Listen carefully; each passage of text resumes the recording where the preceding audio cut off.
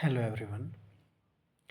Today I found a page there in Facebook, English Literature Communities post. English Literature Community. At this page, I found some very interesting facts and I actually wanted to share that. I'm just going to read it for you. Today, I will talk of G.B. Shaw, George Bernard Shaw, a very good depiction that is there on this page. He refused Nobel Prize money, then won an Oscar at 83. The only person ever to win both, and he laughed at the irony. November 1925. The Swedish Academy announced that G.P. Shaw had won the Nobel Prize in Literature. Most writers would have celebrated. Shaw was annoyed. At 69 years old, he was already one of the most famous playwrights in the world. His works, Pygmalion, Man Superman, Saint John, filled theaters across Europe and America. He was wealthy, celebrated, and completely uninterested in validation from committees. More than that, Shaw had spent decades criticizing literary prizes.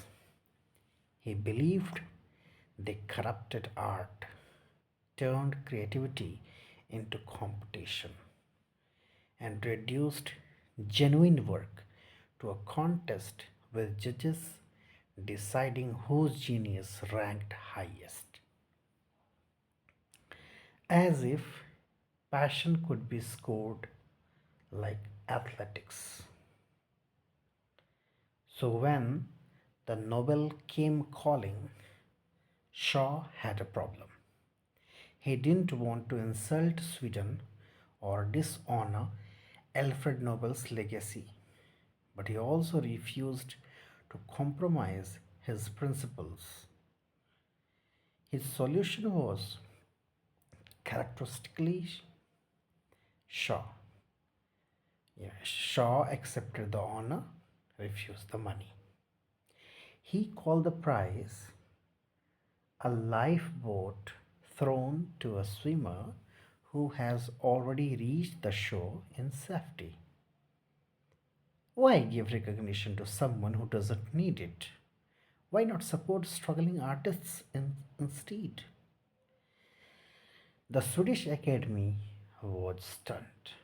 The British government worried about international relations. Friends pressured him to just take the money. But Shaw held firm on one point.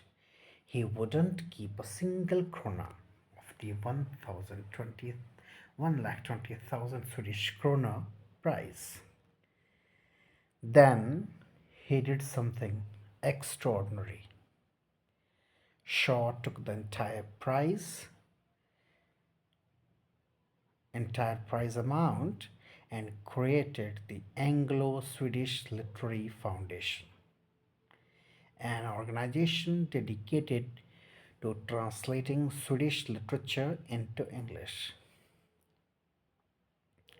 For decades, that money funded translations that introduced English speaking readers to Scandinavian authors they would never have discovered otherwise. Shaw had transformed what would have been personal glory into cultural service. He didn't want recognition for himself. He wanted Swedish voices to reach new audiences. He wanted to build bridges between worlds. But the universe wasn't finished with the Shaw's Prize irony. 13 years later, in 1939, at the 11th Academy Awards ceremony, G.B. Shaw won an Oscar for Best Adapted Screenplay for the film version of Pygmalion, the same play that would later inspire the musical My Fair Lady. At 83 years old, at 83 years of age actually, Shaw became the only person in history to win both a Nobel Prize and an Academy Award. The man who'd spent his entire career mocking prizes now held the highest honors in both literature and film.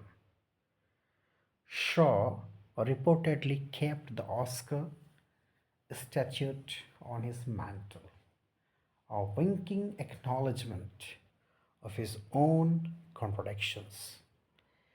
He would spend decades insisting prizes were meaningless, and now he would collected the two most prestigious awards in the world. But Shaw's attitude toward recognition revealed something deeper than contradiction. It was philosophy in action. He genuinely believed that art served humanity, not artists. That creativity was responsibility, not a path to glory. That recognition could become prison, trapping creators into repeating safe formulas instead of challenging audiences with uncomfortable truths. Throughout his long life, Shaw used his platform deliberately. He advocated for socialism, women's suffrage, vegetarianism. He was vegetarian for over 60 years. Spelling reform, and countless progressive causes. His plays weren't escapism, they were confrontations with Victorian morality, class inequality, and religious hypocrisy. When asked why he wrote such controversial work, Shaw said, "My way of joking is to tell the truth. It's the funniest joke in the world." He meant it. His wit was a weapon. His humor was a delivery system for ideas that made powerful people squirm. Shaw lived to 94, writing until nearly the end. He died in November 1950, having produced over 60 plays, countless essays, and enough controversy to fill libraries. Today, Pygmalion alone has been adapted into multiple films and inspired one of musical theater's biggest hits. His plays are still performed worldwide. His sharp wit still cuts through pretension.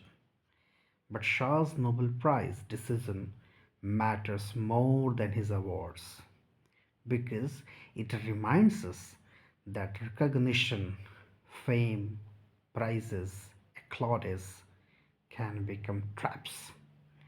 They can seduce artists into playing it safe, into chasing approval instead of truth, into protecting reputations instead of risking everything for honest work. Shaw refused that trap. He took the world's most prestigious literary prize and gave the money away to serve literature itself. He won Hollywood's highest honor and laughed at it. He spent 94 years proving that principles outlast praise, that conviction matters more than celebrity, that true artists create to challenge the world, not to be celebrated by it. G.B. Shaw called the Nobel Prize a lifeboat for someone who'd already reached shore. He gave away the money to translate Swedish literature into English. Then he won an Oscar at 83 and became the only person ever to hold both honors. And he spent his whole life demonstrating that the only prize worth keeping is the courage to speak truth, even when the truth makes the powerful uncomfortable. Because recognition fades, statues collect dust, but conviction endures. He understood what most people spend their lives forgetting. The real prize isn't approval, it's integrity.